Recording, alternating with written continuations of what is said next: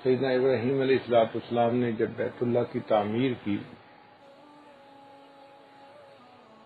تو اس وقت اللہ تعالیٰ کی طرف سے حکم ہوا کہ میرے خلیل آپ نے گھر بنایا میرا، اب مجھ سے مانگیں جو مانگتے ہیں۔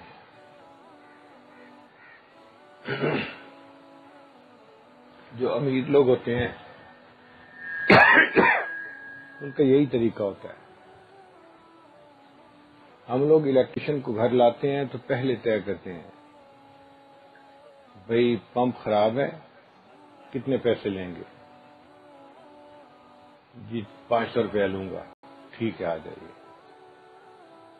جو امیر لوگ ہوتے ہیں وہ پہلے طے نہیں کرتے ہیں، وہ کہتے ہیں آپ آئیں ہمارا کام ٹھیک کر دیں، جو مانگیں گے ہم دے دیں گے۔ کیا مانگے گا؟ 500 مانگ لے گا، 1000 مانگ لے گا، ان کے لیے اتنا فرق نہیں پڑتا۔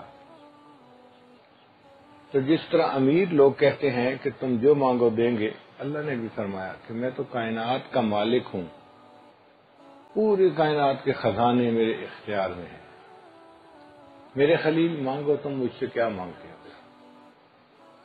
تو ابراہیم علیہ السلام نے 3 دعائیں مانگی، جن میں ایک یہ دعا تھی کہ اے اللہ ہم دونوں کو مسلمان بنا دے۔ وہ پیغمبر علیہ السلام تھے، پھر بھی انہوں نے یہ دعا مانگی کہ مجھے اور میرے بیٹے 2 تھے نا، ربنا وجعلنا مسلمین لک، ہم دونوں کو صحیح معنوں میں مسلمان بنا دے۔ یہ اتنی عظیم دعا ہے کہ ابراہیم علیہ السلام نے اس کو مانگا جب ان کو قبولیت کا یقین تھا۔ ہم نے کبھی یہ دعا مانگی؟ اس لیے کہ ہمیں اس کی اہمیت کا اندازہ ہی نہیں ہے۔ اپنے آپ کو مسلمان کہنا آسان ہے، مسلمان بن کے رہنا یہ مشکل کام ہے۔ چمی گویم مسلمانم بلرزم کہ دانم مشکلات لا الہ۔ جب میں اپنے آپ کو کہتا ہوں کہ میں مسلمان ہوں تو میں کانپ جاتا ہوں، اس لیے کہ میں لا الہ الا اللہ کے تقاضوں کو جانتا ہوں کہ مسلمان بن کے رہنا کوئی آسان کام نہیں ہے۔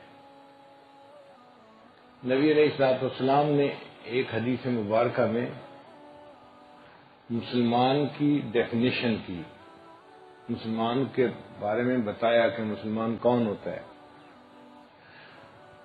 فرمایا المسلم من سلم المسلمون من لسانہ و یدہ، مسلمان وہ ہوتا ہے کہ جس کی زبان سے اور جس کے ہاتھوں سے دوسرے مسلمان سلامتی میں ہو،